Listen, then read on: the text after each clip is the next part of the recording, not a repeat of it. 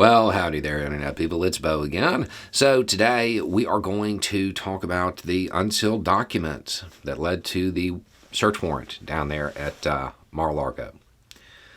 Okay, so what's in it? Not a whole lot new. When we talked about it before, I said if the DOJ did their jobs, there wouldn't be a lot of new information. They did their jobs right. There's not a lot of new information. There are a couple of things that the media is just going to probably repeat over and over again now. And then there's one thing that I think is really important. The media is probably going to talk about all of the new different stamps that can be found on classified documents and provide definitions, so on and so forth. Those definitions are actually available in the affidavit if you wanted to go through them. None of it significantly changes anything that we've talked about so far. There is a, let's just call it a discrepancy between the Trump team's version of events when it comes to why the closet was locked and DOJ's version of events. I don't know that it's going to matter long term, but there is a discrepancy there. The thing that I find interesting is that DOJ included a letter from Team Trump that said he has the authority to declassify all these documents. They actually included that in their application for the warrant.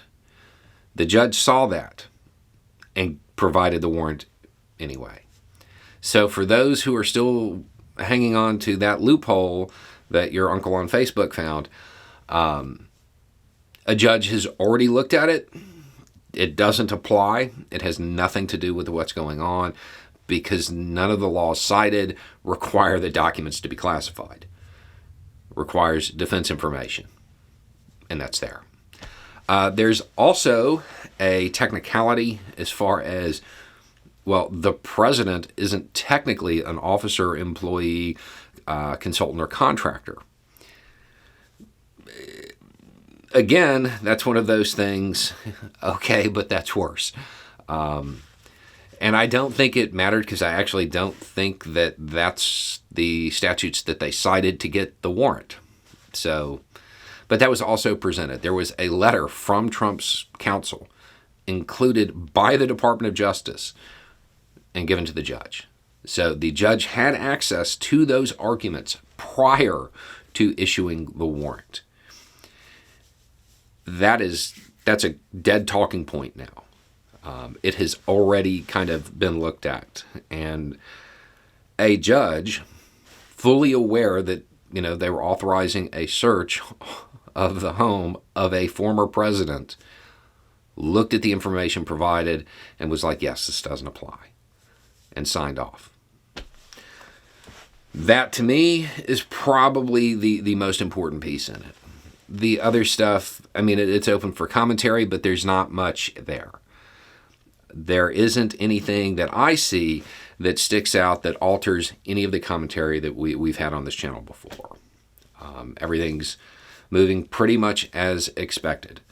So, kind of a week-long wait for not a whole lot other than to be able to just truly throw away but he declassified it with a blink and a nod argument.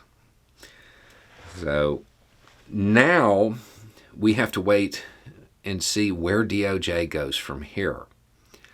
And that's anybody's guess. That is anybody's guess. To me, it seems apparent that they actually have enough evidence.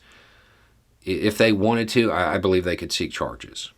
But it depends on whether or not they want to, whether or not they feel that is in the interest of justice, or whether or not they want to continue digging to see if there are other things that might lead the charges to be wider in scope. So, anyway, it's just a thought. Y'all have a good day.